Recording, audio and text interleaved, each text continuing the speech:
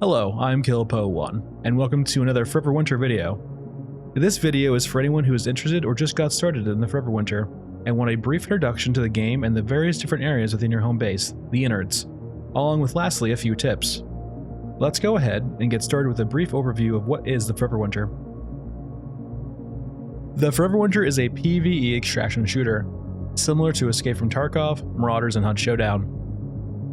It takes place in a dystopian future where the world has been consumed by war. Nukes have desolated much of the landscape, and you, a lowly scavenger in the city of Los Angeles, are doing your best to survive. The game's main pitch is that you are not that guy, meaning you're relatively weak, enemies are strong, and some things are best avoided rather than fought. If you're looking for a shooter, or skulking about, looting, and the fights you take are ones of opportunity, then maybe this game is for you. If you're still on the fence, give it a few weeks. If the demo is not out already of the posting of this video, the developers have expressed the intent to release one soon. Let's go ahead and go over how to get started in the Forever Winter. When you first launch the game, you'll start with a brief tutorial mission where you'll scout your new home, deposit water, and then leave before being overwhelmed by cyborgs. We'll be starting right after that in the Innards, your new home base. You'll be greeted by a warning about your low water reserves and the implications for when that runs out, that being wiping your account's inventory. Don't be too worried about this mechanic currently, as it is being reworked in addition to being quite easy to manage currently. You'll start out with very little unlocked, with most items being unlocked by increasing the amount of water you have or by faction reputation. Let's go ahead and open the menu by hitting escape.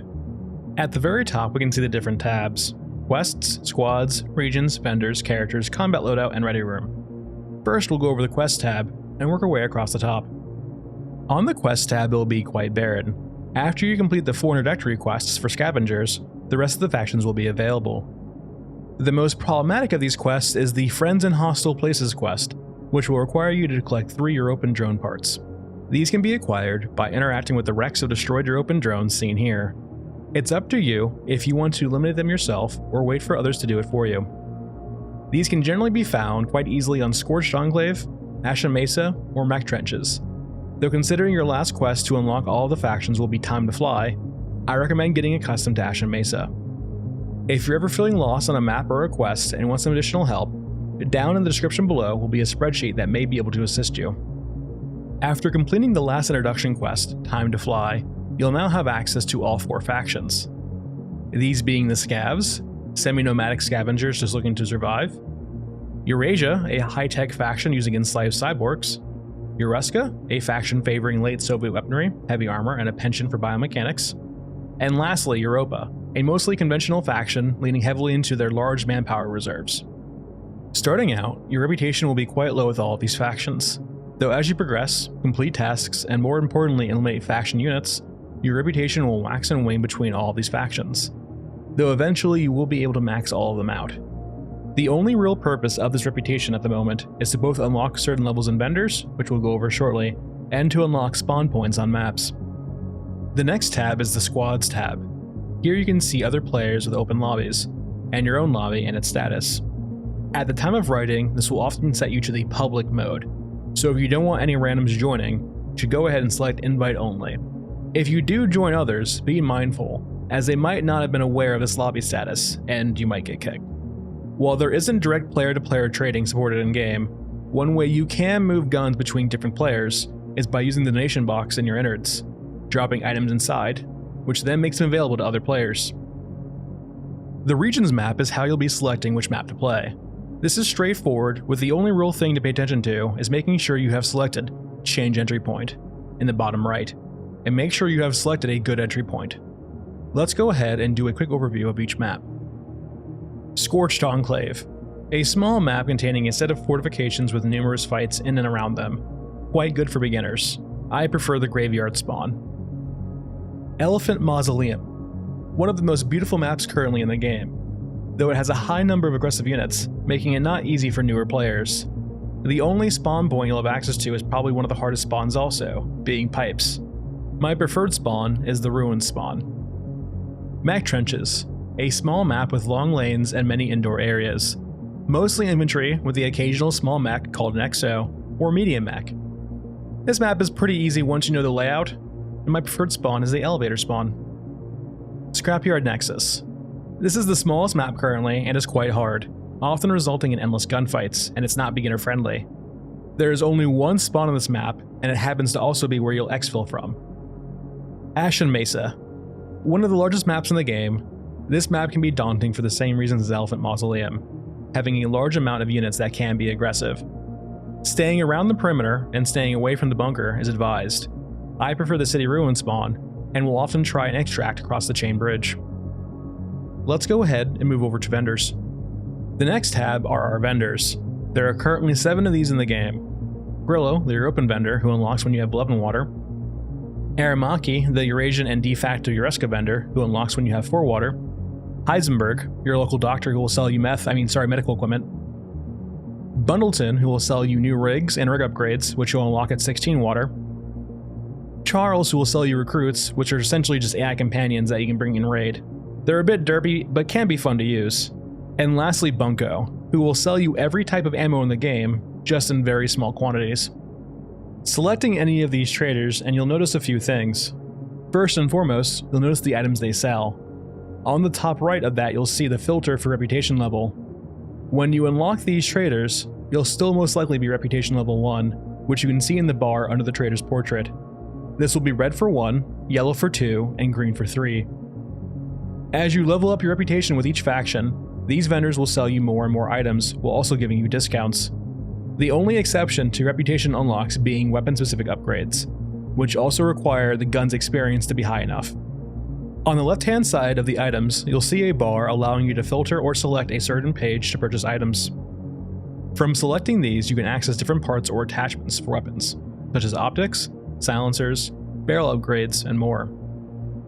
This format is the same for every vendor except for Bundleton, the rig vendor, with a notable change being at the very top you'll have 2 tabs, one for rigs and one for large items.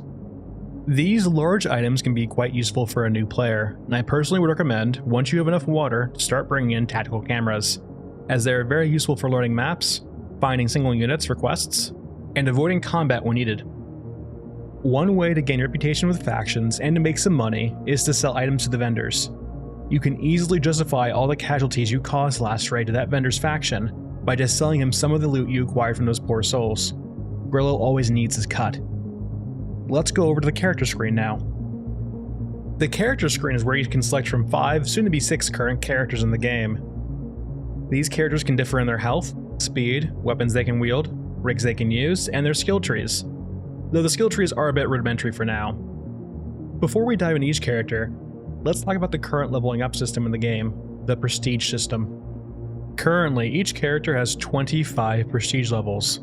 Starting out, your character will have a very small amount of maximum experience to spend on skills, only enough to get a few of your lowest level upgrades. When you reach your maximum experience for that Prestige, you can level up, increasing your Prestige level. This increases your HP, walking speed, and the total amount of experience that character can have, unlocking deeper skills in that character's skill tree. Personally, I don't think this system is here to stay, but it's what the game has for now. Old Man is a good all-around character, having decent starting HP, speed, and probably one of the best skills in the game, with the ability to increase healing from medkits. He can use pistols, shotguns, rifles, and heavy rifles. The biggest drawback for Old Man is that he must spend experience to unlock many of his better rigs, creating loops where you level up and then must go back to an inferior rig. Scav Girl is a very popular character. They have low starting health, but are easily the fastest character in the game. They are fairly limited in what weapons they can wield, being pistols, SMGs, shotguns, and rifles. When fully leveled up, they're actually a very good all-around character, but the leveling process can be a bit tedious at times, being similar to Old Man and having to juggle rigs as they level up. Masked Man is a good character for those wanting access to a large variety of firearms. They get access to almost all weapons in the game through their skill tree, with the only exception being they have a machine gun unique to Bagman. They have decent health, speed, and can use almost every rig in the game except for the heaviest ones exclusive to Bagman, and can most importantly do so without having to rely on their skill tree. Shaman is a pretty good blend of a lot of characters. They have slightly higher health than Scout Girl, are only a little bit slower, and get access to pistols, SMGs, shotguns, and rifles like Scav Girl, and more importantly, they get access to decent rig upgrades without having to utilize their skill tree. Their ability to buff their rigs via their skill tree also means the impact of being constrained to smaller rigs isn't as detrimental. Gunhead isn't in the game currently, but it's worth mentioning because they should be out relatively soon. They will most likely have a much more unique skill tree than the other characters currently, so just keep that in mind if you watch this video if Gunhead is out, as they might have a learning curve. Bagman is our last character. They have the highest health, slowest speed, and have access to all rigs in the game. While they get access to the heavy machine gun, they cannot use pistols or submachine guns due to their size. Depending on your playstyle, Bagman might be a better starter, as you have a much higher HP pool to offset any incoming damage, but their very slow movement speed means you often must deal with any incoming damage by eliminating the source. Play around a bit and get a feel for which character you like the most. Personally, as a starting character, I think Shaman strikes a great balance. Let's now go over the Combat Loadout tab. The Combat Loadout screen is how you equip your character. It's as simple as clicking and dragging, though do note the ability to customize both rig and gun. While you won't be able to do this right off the bat, as you unlock traders and acquire gear from raids, you'll be able to start customizing both your weapons and rigs. Looking at your default standard rig, you have one slot and one large item slot. This default rig is missing a slot you will unlock later with other rigs, gun slots, which allow you to pick up guns in raid to bring them back to your innards to salvage or repair, which we'll go over in a bit. For anything that isn't a large item slot or a gun, they just go in your general inventory area. Though do note that there is both a capacity and a weight metric to your rig. That being, some items may take up a lot more space, volume, but not a little weight, while other items might weigh a lot, but not take up too much space. For the most part, these aren't too heavily skewed one way or another, but you can have scenarios where it looks like you have room but you are actually full. Starting out, I would only be bringing little to no ammo and only a few medkits. The lack of space in your rig early hampers your ability to fight and loot, so you're generally better off avoiding fighting altogether until your first rig upgrades. The last screen is the ready room. Here you can check your equipment, make sure you're bringing what you intend to bring, and you can also see what other members of your party are bringing too. You can verify what map you're going to, and lastly, this is the area where you can start bringing in recruits you purchased from Charles or acquired from quests. Once you feel like you're ready to go into raid, begin countdown will send you in.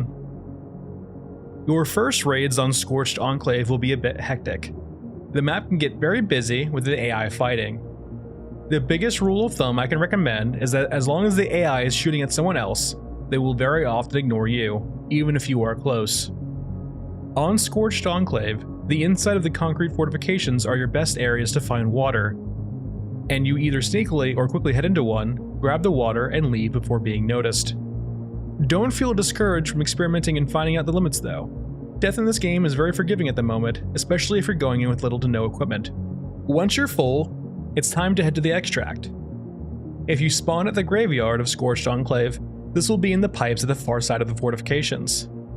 Don't be afraid to sprint by units engaged in combat around the pipe entrance, as once again, they will generally ignore you, at least long enough for you to get to the extract.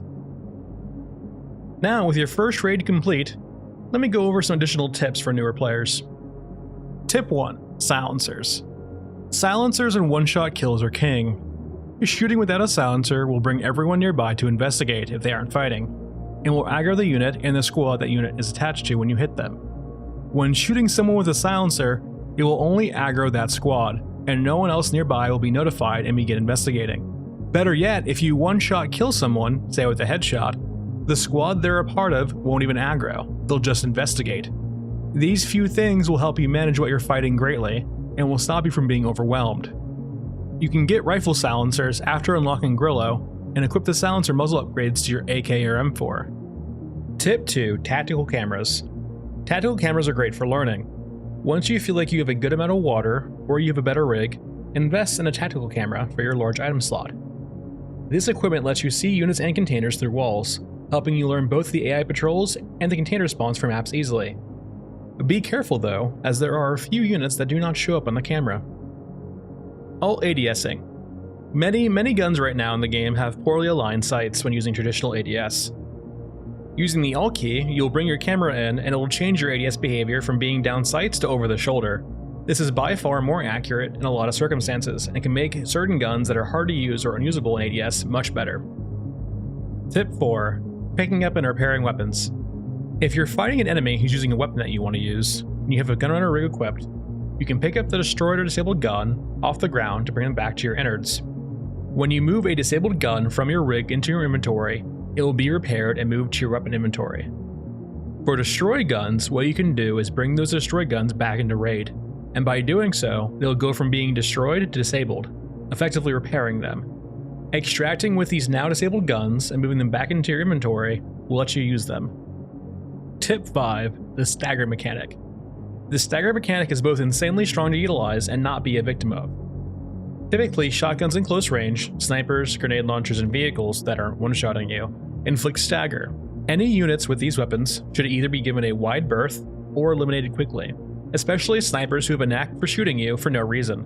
You can also abuse this mechanic yourself with an automatic rifle, headshots, high damage weapons like shotguns or 50 caliber sniper rifles, or specialty ammunition like cryo rounds, which are not really worth it right now for other reasons. This is really your only form of crowd control in the game currently, and it will be the thing that keeps you alive or kills you a lot of the time. That's it for this video. Thanks for watching, and if you have any additional tips or tricks for new players, leave them down in the comments below.